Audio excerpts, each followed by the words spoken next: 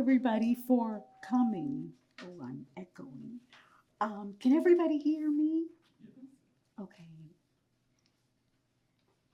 Initially, Alexandria's only reading room was a social space established in 1794 as a subscription operation for the exclusive use of elite white men.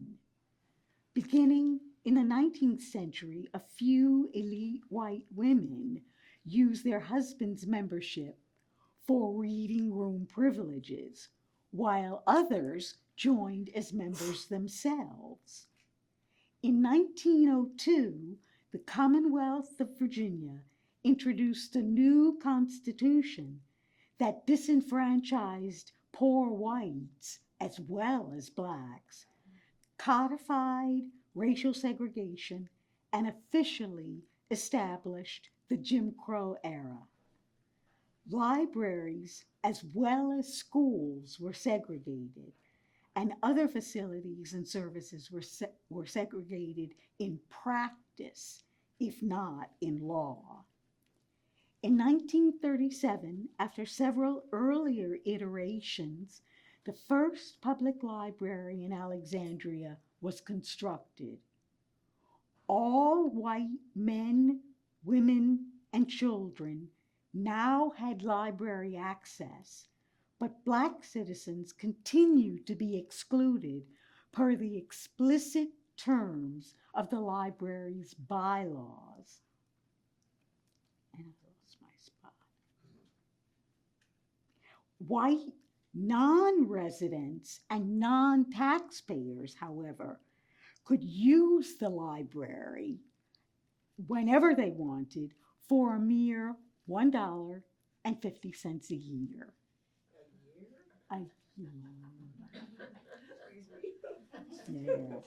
Yeah. In 1938, Samuel Wilbert Tucker, a black native son and respected lawyer, and his younger brother, Otto Lee Tucker, separately attempted to obtain library cards, but the library staff denied their requests, stating that the facility was for whites only. On March 17, 1939, Samuel Tucker assisted George Wilson, his friend and a retired Army sergeant, in his attempt to complete a library card application. As they did with the Tucker brothers, however, the library staff denied Wilson library privileges. So Tucker filed legal paperwork to force the librarian to issue Wilson a library card. In the summer of 1939, infuriated by the library administrator's refusal to allow him to use a public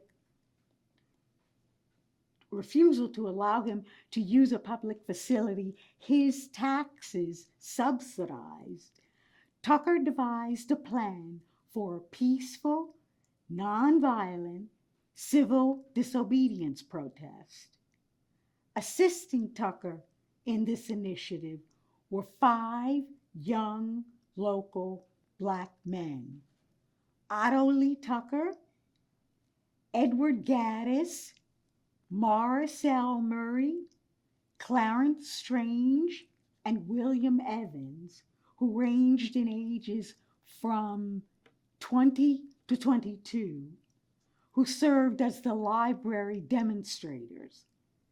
Anticipating that the police would arrest the protesters, Tucker planned to serve as their attorney, so he did not participate in the protest himself.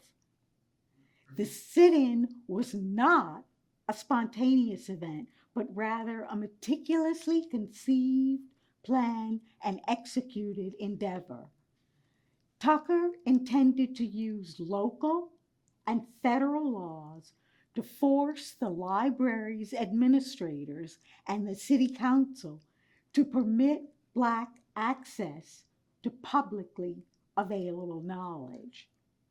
In preparation for the anticipated trial, Tucker instructed the protesters how to behave, what to wear, and to maintain silence throughout the protest. The police and the librarian failed to persuade the men to leave, so the police arrested the demonstrators and escorted them from the library. On September 1st, 1939, after an arraignment and 3 hearings, James Reese Duncan, judge for Alexandria's police court, which is where the men were taken for their arraignment, allowed the issue to lapse. He made no ruling, and the men were neither fined nor jailed. On January 10, 1940, William Pape Wools, the corporation court judge overseeing the Wilson case, dismissed Tucker's legal filing on a technicality. However, he also ruled that if Wilson had identified himself as an Alexandria resident and had he completed his application correctly, he would have been granted a library card. Judge Wool's ruling shocked white Alexandrians, the city council, and library administrators, and prompted immediate action to circumvent desegregation. On April 23, 1940, less than 4 months after Wool's decision, Alexandria constructed and opened a separate and unequal Black branch they named the Robert H. Robinson Library. Some Black Alexandrians used the separate and unequal Jim Crow branch rather than losing the opportunity for any library access. Many others, however, never patronized the facility because they, like Tucker, knew it was a hollow gesture conceived to appease them and restrain their interest in desegregation. Just as an aside, to show some of the differences, some of the many differences between the Alexandria Library and the Robinson Library. When the Alexandria Library opened, it had 10,000 books, 3,000 of which were from the original subscription library and were rare, valuable volumes. The other 7,000 books were new. The Robinson Library opened with 1,500 books, most of which were cast-offs from the Alexandria Library or donated books that reflected the lives and interests of their white donors. The Alexandria Library remained segregated until February 1959, when qualified desegregation began for Black adults and high school students aged 16 and older. Black children were not admitted until July 1962, 23 years after the sit-in. Tucker understood that public libraries and schools are interrelated components of a community's educational infrastructure. Libraries are also environments for self-directed learning and recreational reading that empower individuals to envision new experiences and horizons. The idea of self-directed learning was particularly meaningful for Tucker because he earned his legal education at the Library of Congress rather than by attending law school. Though he was self-educated, he passed the bar exam on his first try, a goal even contemporary law school graduates do not necessarily achieve. The 1939 Alexandria Library Sit-In was a significant local event with national implications. Though this protest was not the first Black civil rights initiative, it was significant for three reasons. It was the first time Black launched a direct, overt assault on segregation, and it was the first time Blacks initiated a sit-in for access to a whites-only library. Above all, however, the demonstration provoked a public crisis of authority in an iconic institution that epitomized the ideals whites reserved for themselves and denied Blacks: literacy, education, culture, and power. I was asked also, that was a very brief summation of the sit-in, but you get the gist of things, I hope. I was asked to talk about contemporary student protests against book challenges and bans. And so the second half of my presentation will be on that subject. The American Library Association, going forward it will be ALA in my presentation, condemns censorship and works to defend each person's right to read based on the First Amendment and the Bill of Rights, and to ensure access to information. Every year, ALA's Office of Intellectual Freedom compiles a list of the 10 most challenged books to inform the public about censorship in public and school libraries. And I downloaded the list for 1923, which is the most current list.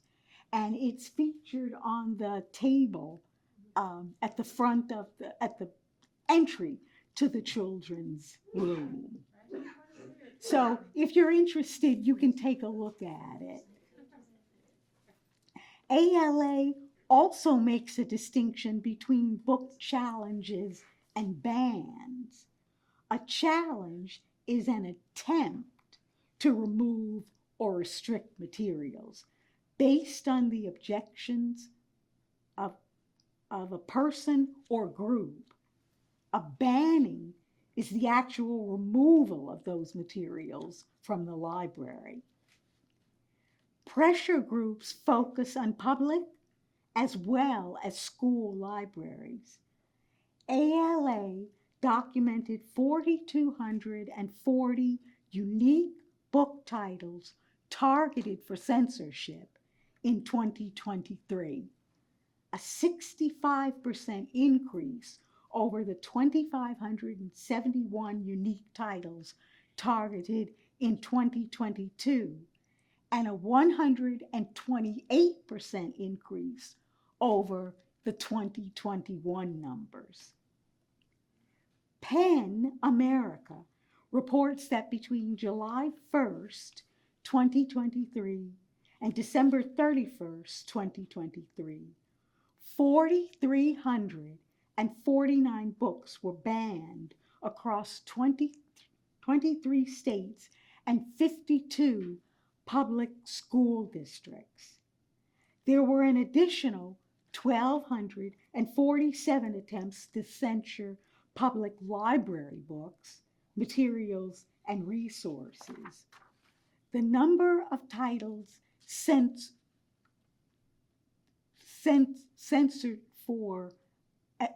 at the public libraries increased by 92% over 2022 figures, accounting for more than 46% of all book challenges in 2023. According to Unite Against Book Bans, these surges are the result of individuals and groups demanding censorship of multiple book titles and bans, sometimes representing dozens or hundreds at once. Significantly, 47% of the books targeted for censorship were titles representing the voices and lived experiences of lesbian, gay, bisexual, transgender, queer, plus, and Black, Indigenous, and people of color. Book challenges and bans reject dissenting opinions, alternative perspectives, and diverse ideas. They do not simply restrict access to reading materials. They also silence voices, erase identities, and perpetuate inequality, all to maintain the status quo. An ALA national poll revealed that more than 70% of Americans oppose book bans in public libraries, and 67% oppose efforts to challenge books. An NPR IPSOS poll found that only 35% of Republican respondents and 5% of Democrats support book challenges in schools. According to Every Library Institute, public libraries provide essential resources and services, from early literacy programs to technology access, helping to bridge the digital divide. School libraries support student achievement by offering diverse learning materials and fostering critical thinking skills. Academic libraries underpin higher education by providing access to scholarly resources and supporting research initiatives. Justifications for book challenges and bans include contains graphic violence, motivating respect for parents and family, sexually explicit, lacking literary merit, unsuitable for specific age groups, containing offensive language, and containing LGBTQ plus topics. In the case of reading materials that address the historic realities such as Black enslavement, censorers claim that such books made children uncomfortable as a rationale for challenging or banning reading materials. In the report, Banned in the USA, Narrating a Crisis, a Miami, Florida student remarked that trying to hide that kind of unpleasant truth from us doesn't do any good. In fact, it's harmful.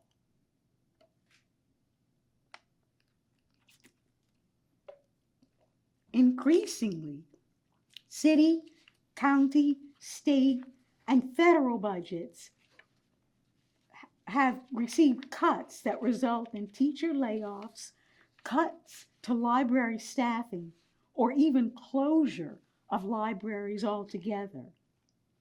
According to Every Library Institute, today, fewer than 30% of public schools have a school librarian, which well-known research-backed studies associate with decreased student achievement.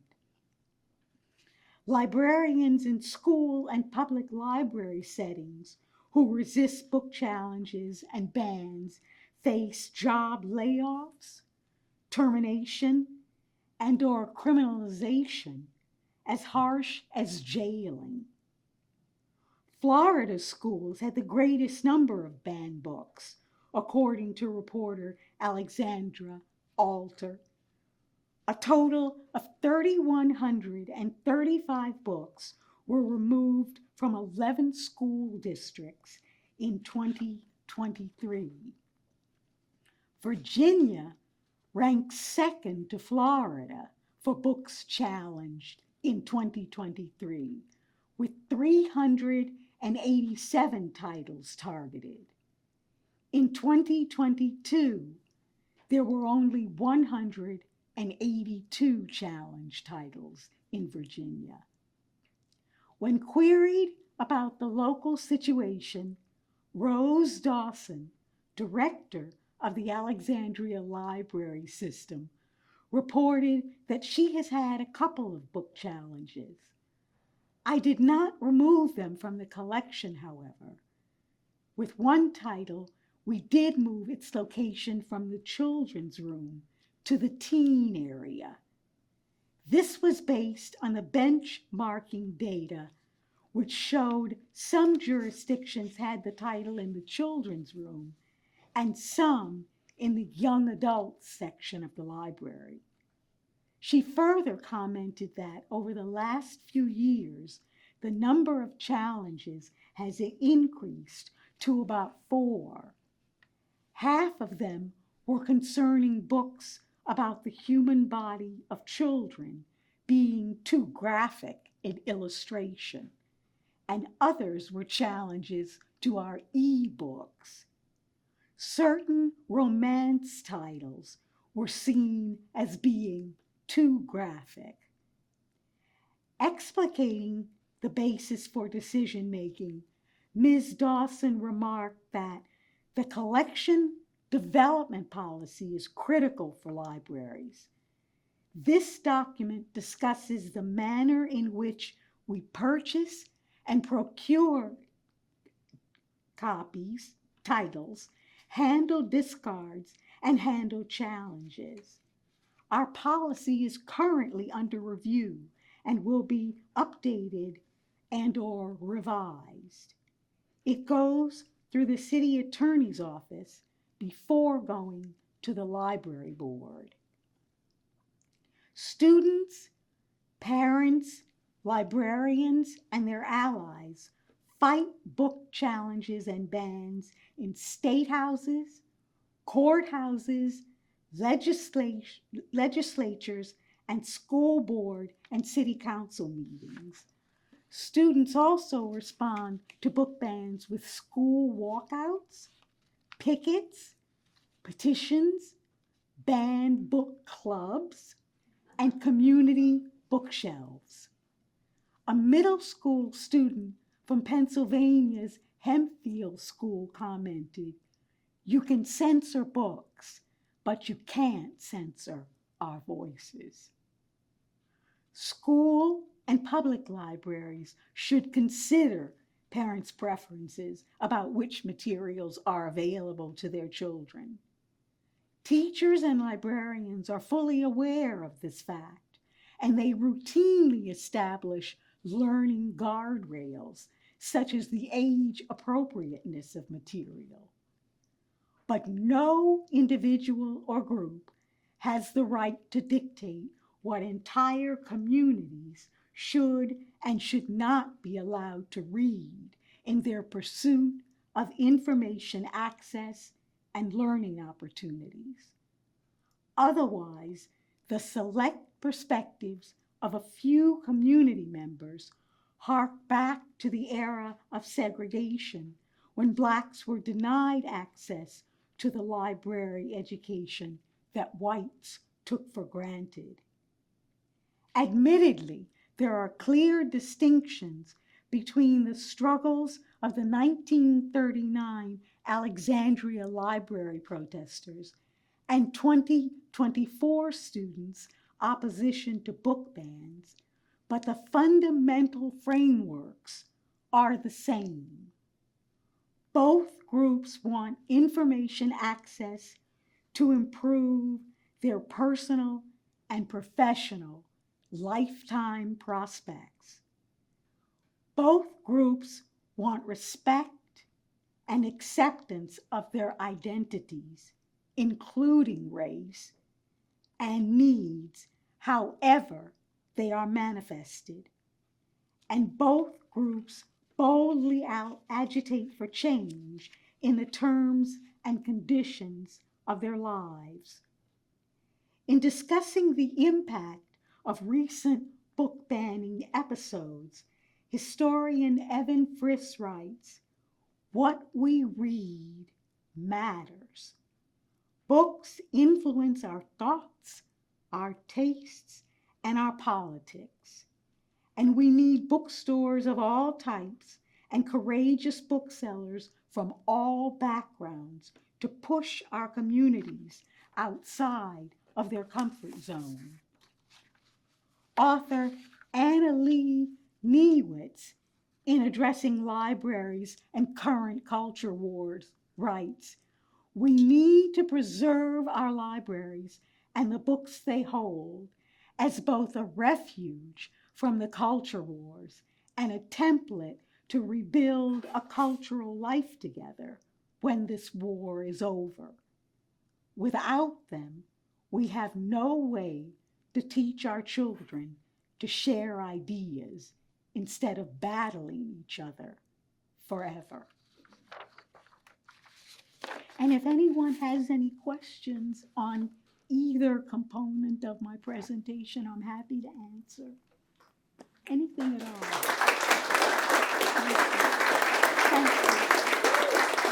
Thank you. Anybody? Yes. I have a question about the ALA. Was it always an integrated professional No. organization? No, absolutely not. According to recent pronouncements in their 150-year history, they've always been open to all parties for access to libraries, but that has not been the case. In fact, when public school teachers were discriminated against, ALA did not come to their defense, just as they did not come to the Alexandria Library protesters' defense when they were similarly discriminated against. It's only recently, in 1962, which isn't so long ago, that ALA actually included wordage in its Library Bill of Rights stipulating that freedom of access was available to everyone, regardless of race. Yes. Thank you. Hi, I'm Pat Webb, Waterfront Commission. I'm wondering, with the banned books or even the challenged books in the Alexandria Library, you know, we have interlibrary loan permissions with other areas around. Is our library able to get those books from the other libraries if they're not banned in those cities, or can we not even get them in? In all honesty, I do not know the answer to that question, but Rose is here and I'm sure she can answer. Well, no, this is for the recording. All right, I'll play nice. Thank you all for coming this evening. Brenda, you were wonderful. Thank you. So we tend to respect the intellectual freedoms of the residents and the citizens of Alexandria. And so we tend to have the material that our public requests. And if we don't have it, then we tend to purchase it. And if not, then we'll do an interlibrary loan. But we tend to, the rule of thumb is you're not a good public library unless you have something in it to offend everyone. And basically, we've got something in here to meet the needs and the desires of everyone who uses our public library. Thank you, Rose. So I have, I guess, a related question. So, am I understanding correctly? Like in a school library, the state can enforce a ban, but they cannot. And it's up to the individual library and library board on what you actually choose to do. Is that right? And the collection development policy. So pretty much the state has more control, I would say, over what is taking place within schools and what is being utilized to educate children. A public library, it has a broader purpose because we're serving from cradle to gray. And so that means the interest levels vary. And so it is harder to challenge what we're purchasing. However, there are tactics, and as she reported, the increase that is occurring in Virginia as far as challenges to the books that public libraries are purchasing, they are actually having the different folks who apply to get on library boards. And based on the people who are the leadership of that board, then they may direct individuals such as my staff, as myself, because they are the folks who are determining the rules in which the library operates by.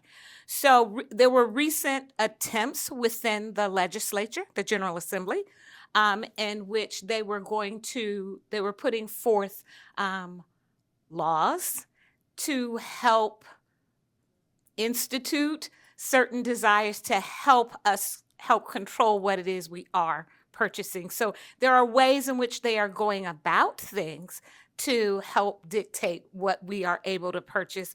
And we receive state funding. So there is a state aid money that we receive. And there are 3 requirements to get that money.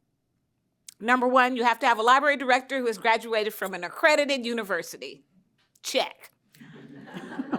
Number 2, you need to make sure that if you have more than one facility, that you are delivering the books so that the various folks within the communities have access to it.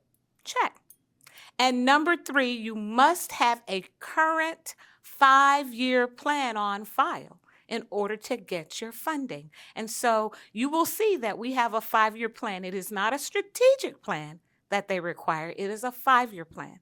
And the library has a current 5-year plan, and we give an update each year to this down in Richmond, and that way we're assured that we will receive our state aid money. But if the laws were to change, and there have been several attempts this past year, then it could impact the funding we receive. And if we were not to follow those guidelines, if those laws were passed, then we would not be eligible for that money.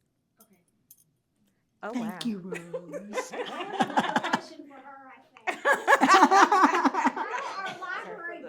How are library board members picked? And who are they? I don't even know. I didn't know the library. Oh, all right. I've got some of my favorite people in the house. So when the library was created in 1937, and I don't remember if you had a chance to discuss that, Brenda. Briefly. So there was this perfect storm that happened, and it was based on the fact that the library, as they were trying to get a public library, the library company, the individuals who had that 1794 library with the original books, they had the collection. Dr. Robert Barrett wanted to recognize his mother, Dr. Kate Waller Barrett, who was a lady ahead of her time, all right? And he said, I'll give you the money to build a public library if you name it after my mom. And then the third thing was we needed to have a place. And so the Society of Friends, the Quakers, said, we got an old cemetery, old graveyard.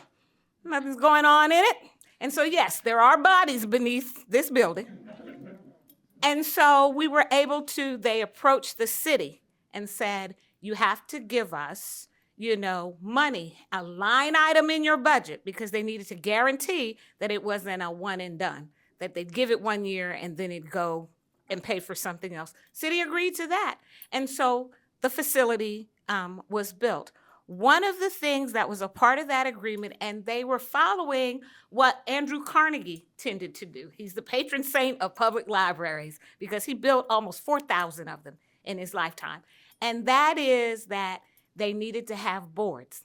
So most of your public libraries were started with an advisory board, some with a governing board. Alexandria has a governing board.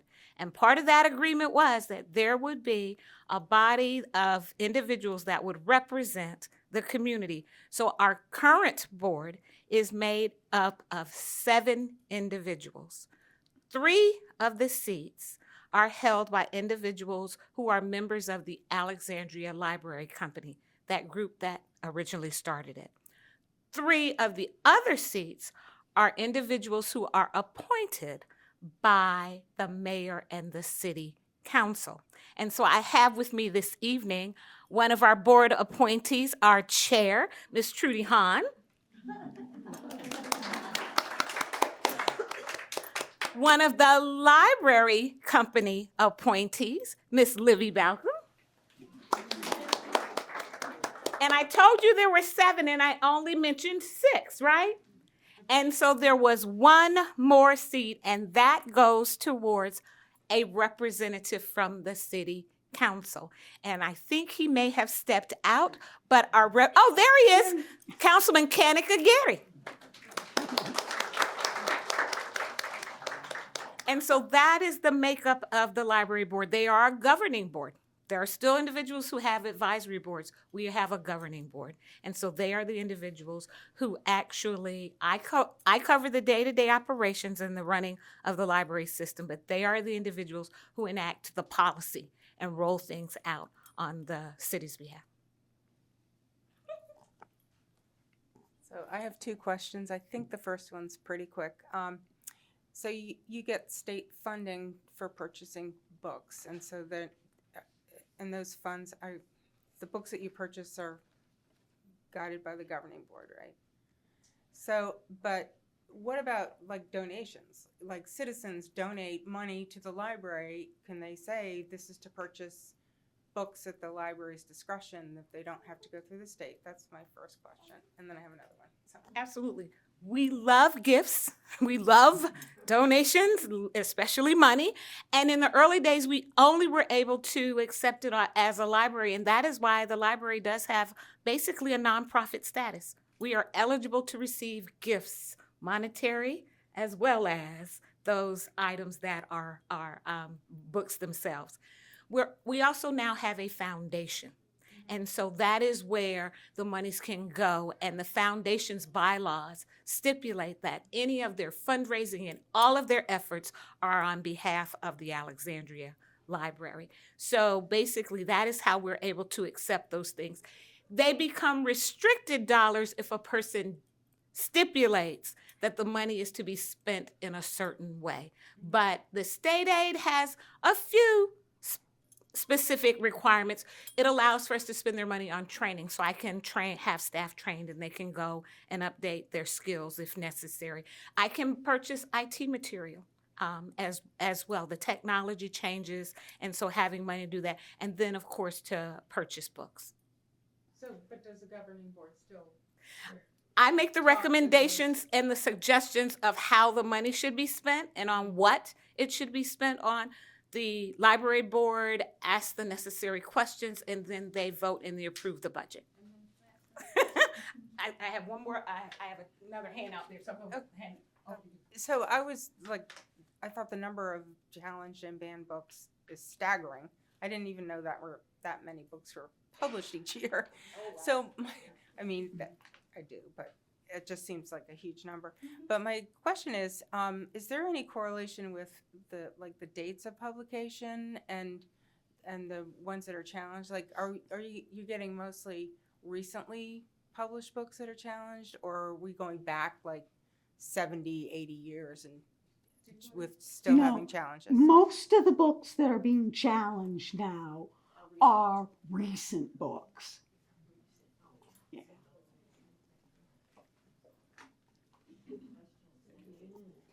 Getting back to the sit-in, how widespread and what kind of impact did that decision finally travel? Judge Wool's decision? Yes. Yeah. How much of an impact did that have nationally, if any, at the time? There was no national influence in terms of affecting the status of things.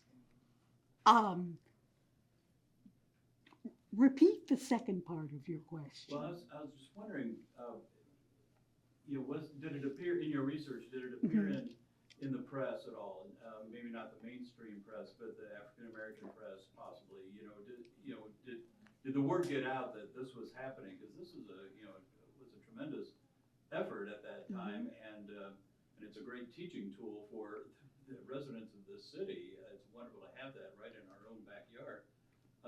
But at the time, did it make any impact? Did it show up in any other press or discussions at the time? Well, Samuel Tucker was very media savvy. And so ahead of time, ahead of the actual protest, he contacted black and white national and local newspapers to inform them that the sit-in was going to take place. And so they were all there the day of the protest, and they witnessed the men being escorted from the library by the police. And the photo that's become so iconic of the men leaving the library was taken by the Washington Tribune. However,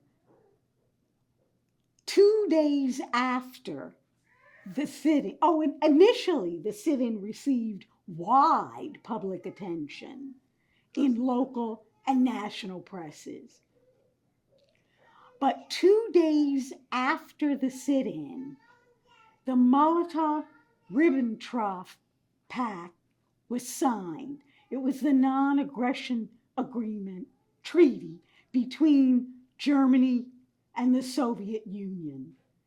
And suddenly, the sit-in news was no longer front page news. Everyone, or at least the white press, was focused on impending war news. Thank you. But the black press continued its coverage of the sit-in and covered all of the hearings, all of the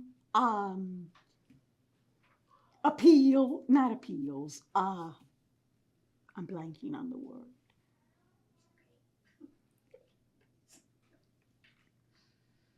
Anyway, I keep losing my train of thought. All of the litigation. They filed. Thank you, Sylvie.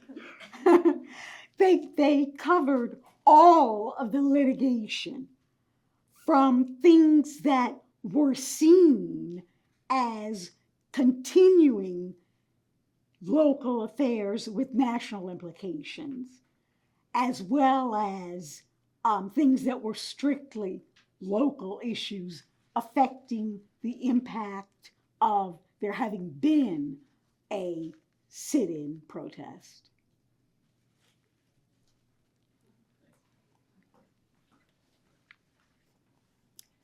Hi, I had a general question about the location of the segregated area for Black folks in the Alexandria City area. Was it connected with a public library, or was it a standalone location, and is it recognized? The Black Branch Library that was built was a freestanding building, a fraction of the size of the Alexandria Library. And although the Alexandria Library started off being a large and spacious and well-lit facility, in 1956 and again in 1964 when an additional 14,600 square feet were added to the facility. That the Alexandria Library continued to grow and prosper. In spite of there having been recognition of the need to provide library access to Blacks, and in spite of the fact that a Black branch library was eventually built, there was very little support beyond that initial gesture. It seems to be that the very idea of having established a Jim Crow library should be sufficient to serve Black needs. So it's located, it is currently your Black History Museum. Do you know the room? Do you know the room to the far side? As you face the Black History Museum building, there's a small room to your left where they had a history of Alexandria. They're now doing other things in that room. The rest of the space is the new space.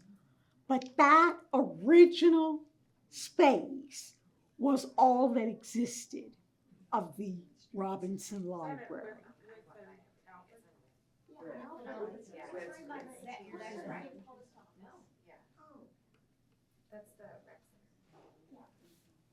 Oh yeah, it's right across the street from Charles Houston Rec Center.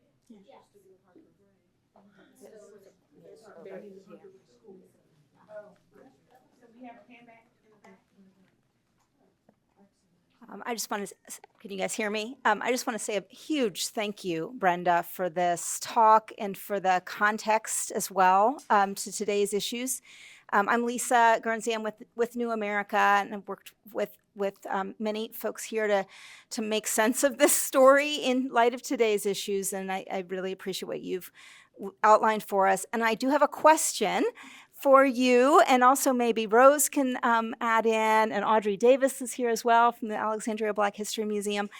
I'm curious if in your research you found any evidence of a chilling effect. I mean, so that term probably wasn't being used in 1939 in the same way it might today. But today, when we think about the impact of these book challenges and book bans, there's the actual removal of books and the tax time on librarians, but there's also that chilling effect on community, on parents' decisions about where they're going to bring their children, on a librarian's own decision about what they might display. And I'm curious if you see any correlation of any kind to the climate back in the Jim Crow era and the kind of deep discrimination and racism that was pervasive in Alexandria in 1939, when those 5 brave men couldn't even get a book from the library. Well, the library board of the Alexandria Library did have some input, but I think many of the decisions were conceived and implemented by the librarians for the Alexandria Library rather than the board. In terms of the Black Library, I found no evidence that the Black librarian for the Black Library had much input into the ordering of book titles. And as a matter of fact, one of the people I interviewed for my book told me that there were no books on Black history in the Black Library. There were a few books on Black luminaries, Booker T. Washington, and the like. But that was it. So clearly, the Alexandria Library was selecting the books that the Black Library received.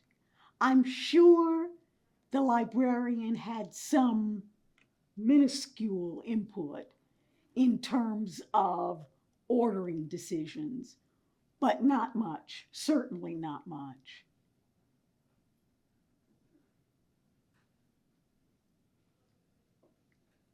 Anybody else? Yes. How long did that Robinson Library exist as a Black library? It was built and opened in 1940 and functioned as a library in that capacity initially until 1959, when Black adults and children over the age of 16 were allowed to use the Alexandria Library. But even then, Black children continued to be limited to the facilities of the Black library. And that continued until 1962, when Black children were allowed to use the library. Yes. Did that library building then continue to be a library building that was integrated, or was it just closed? It was initially just closed, and it became the headquarters for the bookmobile service, which started in 1962 and continued through 1969, when it ended. Does the bookmobile go to Black neighborhoods? It did. Wow. It was a way to keep those citizens from going to the Alexandria Library.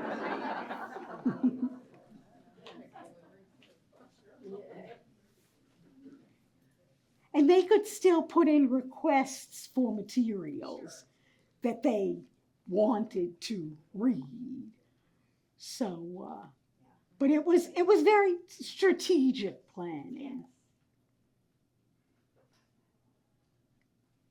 Anybody else?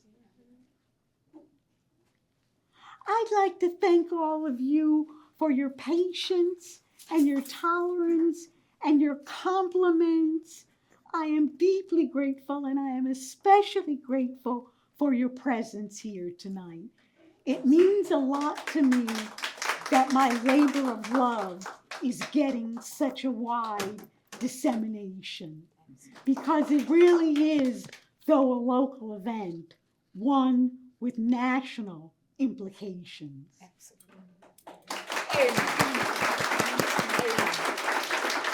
And thank you, Rose, for assisting. Absolutely, absolutely. We tag team very well. You helped me out the other year when I did a presentation. On behalf of the library, I too would like to thank you all for attending our event. This is the actual day of the sit-in. It is August the 21st. It is the 85th anniversary. And we appreciate you all celebrating that with us through Brenda's Author Talk.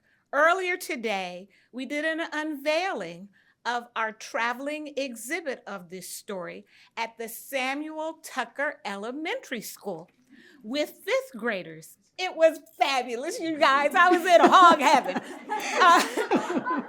And I just want to say that through partnerships with authors such as Brenda, with New America, Lisa Guernsey's organization, she's helping to make sure that the story gets out there as an interactive sort of thing for young people to learn through the web. And then with Audrey Davis, the Black History Museum for many, many years was the only entity that was telling this story. The library, we were a little embarrassed, frankly, about the role we played in this. And for our 75th anniversary, we acknowledged that it took place. We apologized that it took place.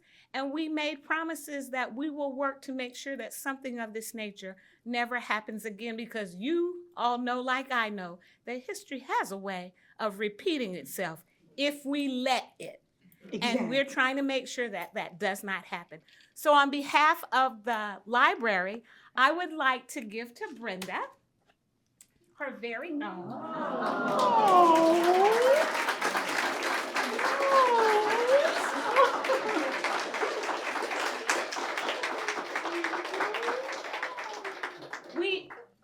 We made her come in and we told her we needed to take a picture to advertise or whatever. So we did a little fib. But we are so grateful that you are assisting us in making sure that this story gets out on a national level. Now, out throughout the library now is the new traveling exhibit. Lisa, Audrey, Brenda, they've edited it. It tells the story and it is going to go. It will be traveling to the schools in the state of Virginia and then the public libraries as well. We are working with my peers throughout the state to help them tell their story. This is the South, and so this was not limited to just Alexandria. And while ours was the first to occur, there were many more that struggled in the 50s and in the 60s. And unlike me, where I know what happened to my Negro library, quote unquote, it is the Black History Museum, it still exists. Most of their facilities have been torn down. And so that aspect of their history is gone. And so we will be helping the 100 public libraries in the state of Virginia help to tell that part of their story as well. So as you exit this evening, we've got cupcakes and cookies, some water, and we have our new panels, our exhibit that we'd like for you to feel free to browse. Thank you so much for joining us.